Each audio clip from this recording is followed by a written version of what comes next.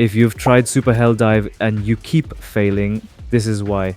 And if you're thinking about trying difficulty 10 for the first time, watch this first. Every mistake costs reinforcements. And on difficulty 10, that's the only resource that really matters. When it hits 0, the mission is over. Today, we fix that. First, to unlock difficulty 10, you have to successfully complete a full operation. That's 1 to 3 missions at your current highest available difficulty. You keep doing that until you reach Super Helldive. So if you're here, you already proved you can survive Helldive. But let's be clear about something. The biggest difficulty spikes in this game don't actually happen at 9 to 10. If you're playing on difficulty 4 or 5 right now, that jump to 7 or 8 is going to feel way more brutal than Helldive to Super Helldive. That's where new enemy types start appearing. Factory Striders, Spore Chargers, more random cannon turrets, and more and bigger enemy spawn bases. By the time you reach Helldive, you've already seen almost everything. Super Helldive doesn't introduce new enemies. What it does is increase pressure, patrol frequency goes up, giant spawn zones like fortresses and mega nests appear. It's the same game with more pressure, and of course the rewards scale too. More medals, more requisition slips, more XP, but you'll have to earn every single one of them.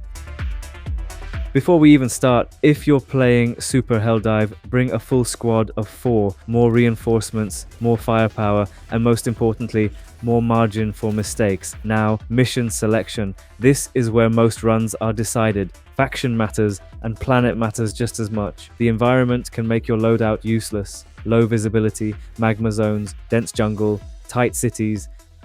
Then check for sub-factions, predator strain, incendiary core. These change enemy behavior, and if you ignore that, you'll bleed reinforcements fast. Also look for mission modifiers, atmospheric spores, gunship patrols. These aren't cosmetic, they completely change how you approach fights. And finally, read the mission type. If it's evacuate high-value assets, you're holding position. If it's search and destroy, you're constantly moving. Always go through these factors first and ask yourself what weapons and stratagems make sense here. This won't give you the final answer, but it will eliminate bad options and highlight the ones that actually fit the mission. On difficulty 10, you don't survive because of raw skill. You survive because you prepared before you even dropped.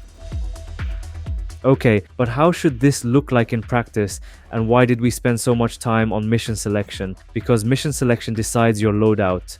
A good Helldiver can make almost anything work, but our goal isn't about barely surviving. It's completing the mission smoothly while having fun. Start with this question. What can we encounter on this mission? First, do we have enough anti-tank? On Super Helldive, you will face heavily armored enemies, Hulks, Factory Striders, Spore Chargers, Leviathans, and if only one player can deal with them, you're fragile. Next, crowd control. Not every faction swarms the same way, but every difficulty 10 mission will overwhelm you if you can't control space. Can you defend yourself if you are surrounded, or are you forced to run every time things get messy? Then factor in sub-factions. If it's Predator strain, I avoid explosive primaries because they rush hard and you'll blow yourself up. If it's Incendiary Core, I bring fire-resistant armor. These details matter. Ignoring them costs reinforcements. Don't just build for combat, build for objectives. Portable hell bombs make bot missions easier. Certain stratagems trivialize specific objectives. If your loadout only works in open fights, you'll struggle when it's time to complete the mission. Then think about the map.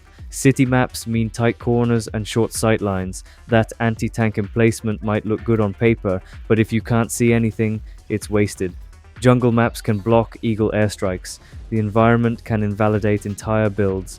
And finally, redundancy. On difficulty 10, redundancy wins games. If only one player can solve a problem, that problem will eventually cost you reinforcements. My baseline usually looks like this. Adequate armor, one reliable anti-tank solution, one way to control space, one survivability or mobility option, usually a backpack, and some flexible slot depending on the mission. At this point, you should have a loadout. Before finally locking in, ask yourself these questions. Once again, on difficulty 10, you don't survive because of raw skill. You survive because you prepared correctly before you even dropped.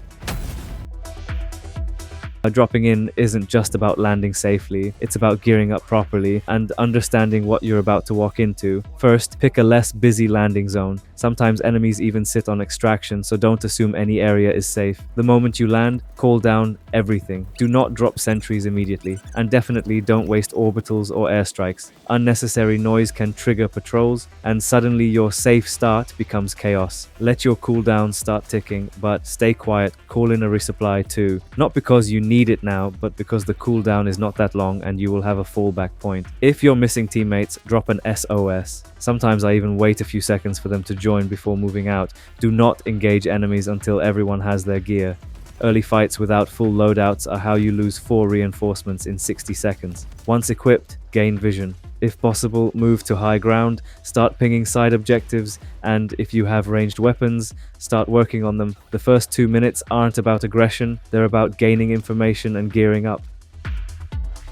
Mid-game is where most Super Helldive runs start bleeding reinforcements because of small mistakes stacking up. First rule, at the beginning, stay together. If you don't know the team, don't split. If they're experienced, you can go 2-2 sometimes. But missions like raise the flag, stay grouped. Always ping enemies, objectives, movement direction. If pinging isn't enough, type in chat. Sometimes the best play is abandoning your own plan and following the team. And sometimes you need to make hard decisions. If one teammate is stuck in a fight, enemies are stacking on him, and waiting while letting him get out would escalate the situation. Sometimes calling an airstrike, even if it kills him, saves 3 or 4 reinforcements. One loss to prevent a collapse. Be respectful, don't sabotage, be careful with crowd control weapons like gas, fire, or arc. Second rule, you will die, at least once. But what causes more death is gear greed. If you die, don't instantly rush back into chaos just to get your backpack.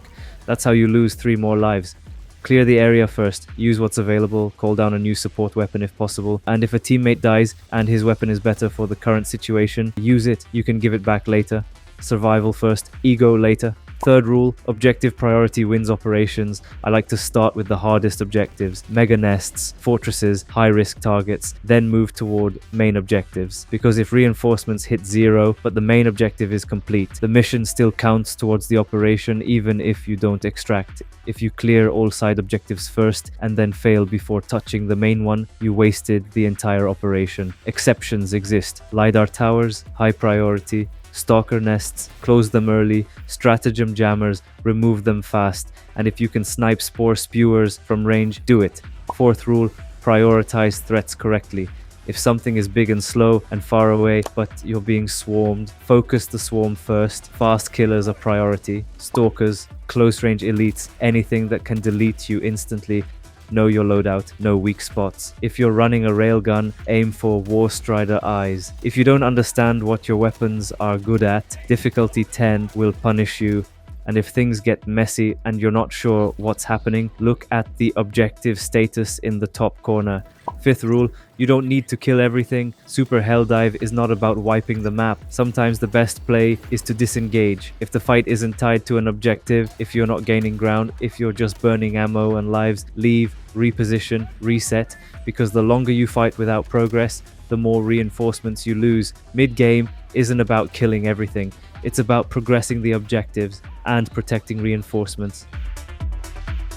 Extraction on Super Helldive isn't the hardest part, but it's where people get greedy.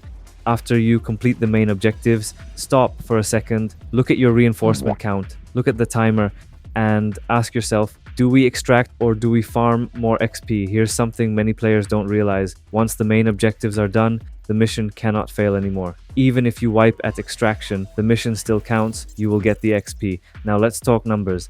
Successful extraction gives 20 base XP per Helldiver on board, multiplied by difficulty, but a single side objective gives 50 base XP. Enemy bases give 5, 10, 20, even 40, depending on size. So if your goal is XP, 2 side objectives are worth more than extraction, even if it means wiping the squad and going home in a coffin. One more important thing. If the mission timer hits 0, you don't instantly fail. You still have time until the shuttle arrives. But, and this is critical, once that first timer runs out, you can't call in reinforcements, you can't call airstrikes, you can't use stratagems. You're locked with what you have. So if you're close to 0, use everything. Call what you need. Reinforce before it's too late. Drop that orbital, because once the timer hits 0, you're on your own. When you call extraction, two things happen. Either it's quiet and you got lucky, or patrols show up and start escalating the fight. Stay inside the extraction radius, but don't sit directly on the beacon. Spread slightly, create space, control angles. If reinforcements are low, don't play hero. Don't run back for dropped samples unless you leave the rest of it for someone who will stay and extract for sure. Remember, samples need to be extracted from the planet to actually count. And when the shuttle lands, you get in, you leave. No need to clear every enemy. Super Helldive isn't just about insane skill, it's about decisions. Mission selection, loadout, disengaging at the right time, saving reinforcements. Because on difficulty 10, you don't fail because enemies are strong. You fail because of mistakes. And now, you know how to avoid them. If this helped you survive Super Helldive, consider dropping a like. And if you want more in-depth Helldivers testing and guides, subscribe. See you on the front.